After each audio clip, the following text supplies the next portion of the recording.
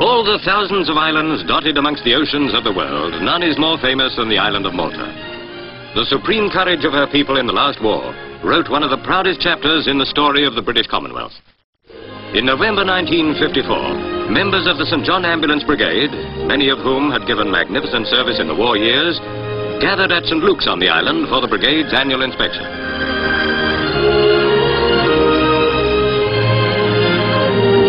From London came Mr. C.J. Latta and his wife, and they were escorted at the ceremony by Colonel Abela. The visitors had made the journey from London to present a new ambulance to Malta. The ambulance was a gift from Mr. Harry M. Warner, president of Warner Brothers Pictures, in memory of his son Louis. Mr. Harry Warner had first presented Malta with an ambulance during the Second World War, and when he learned that the ambulance had fulfilled its service and needed replacing, Mr. Warner asked Mr. Latta to supply on his behalf a modern ambulance built to local needs. To receive the ambulance on behalf of the islanders and the brigade came the Governor of Malta and Countess Mountbatten.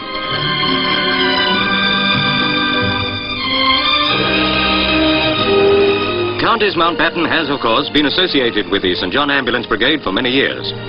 It was through the kindness of Earl Mountbatten that the Royal Navy shipped the new ambulance from England to Malta.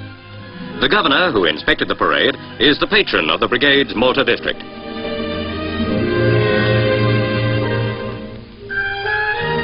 Then came the actual presentation.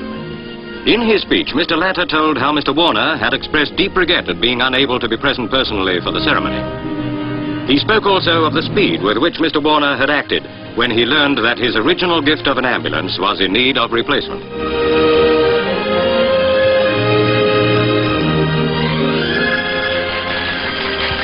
His Excellency the Governor also spoke at the presentation ceremony. On behalf of the St. John Ambulance Brigade, he received the gift and thanked all concerned for their efforts in bringing it to the island. His Grace, the Metropolitan Archbishop, blessed the ambulance. Of entirely new design, the ambulance can accommodate either 4 stretcher and 4 sitting patients or 16 sitting patients. Arrangements were made to fit it with the same number plate as was on the old ambulance. This read 1565, which is, of course, the date when the Great Siege of Malta began. Through the generosity of Mr. J. Mamo of Mamo Brothers, the ambulance will be garaged free of charge. The Malta government also cooperated, for they granted the brigade exemption from import duty on the vehicle.